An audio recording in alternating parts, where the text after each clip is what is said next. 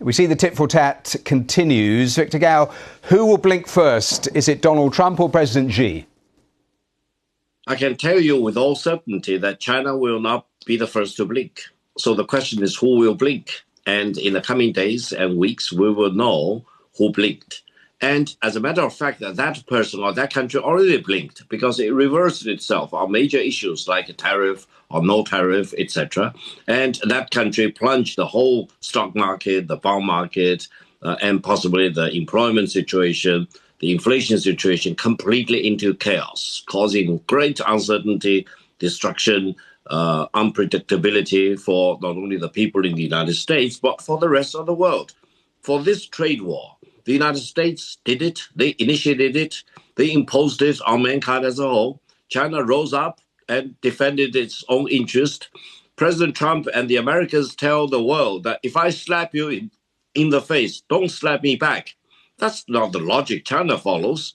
If you slap me in my face, I slap you back. That's the tit for tat.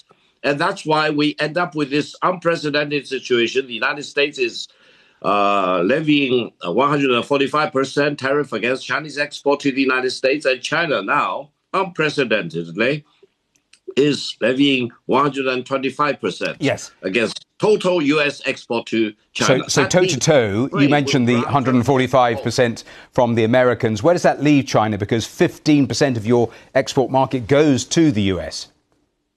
It doesn't care. I don't think it will really create too much of a storm in a teacup for China. China is the biggest country in the world by purchasing power parity. China is the largest and most powerful manufacturing economy in the world. Our manufacturing output is larger than the totality of the United States, Japan, and EU combined together. So if anyone wants to sanction China, wait until you see the consequence. China will be very happy if the United States wants to lock itself out of the largest market in the world. And if you listen to Elon Musk, he keeps saying by the middle of this century, the size of the Chinese economy will be double the size of the United States economy. So who will come to knock on the Chinese door to ask China to open the door for it to have a play in the Chinese economic growth? The answer will be made no very soon. Let me ask you a twin final thought, because President Xi is calling on the EU, amongst others, to join China in opposing the bullying from the United States. That's the quote. How realistic is that, closer links between the EU and China? And a secondary thought, you will know the comments from the Vice President, J.D. Vance, calling the Chinese peasants. Where does that leave US-China relations and any sort of talks between the two presidents, do you think? Allow me to be very brief. J.D. Vance and I went to the same law school, Yale Law School. I was 20 years ahead of him, and I'm ashamed for the ignorance and the bigotry he demonstrated, because he called China the peasants financed them, the peasants sold them goods. Let me just make one simple point. The middle class in China is larger than the total population in the United States. The urban population in China is about 3 times as big as the total population of the United States. So my advice to my alumni at Yale Law School, J.D. Vance, is wake up, or you go back to school to study more diligently to avoid making yourself a fool in front of the world. Now, for China and the United States, I think right now total trade will grind to a halt.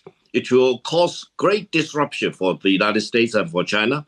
Both China and the United States will suffer the consequences. But we should also look at this one, very important. Which country is doing the right thing? Which country is doing the wrong thing? In this round of the trade war, the United States is doing the wrong thing. And China, despite of all the sufferings and costs to itself, will do the right thing. That is, defend free trade, defend the current international order, and fight against those who want to throw the international rules of the game out of the window. This is exactly what the United States is doing. And when total trade between China and the United States come to a halt in a matter of weeks, we will be entering a new era in the world, because the rest of the world will know which country initiated this, which country rose up to the occasion to fight back, and why the world is completely different from before this global trade war.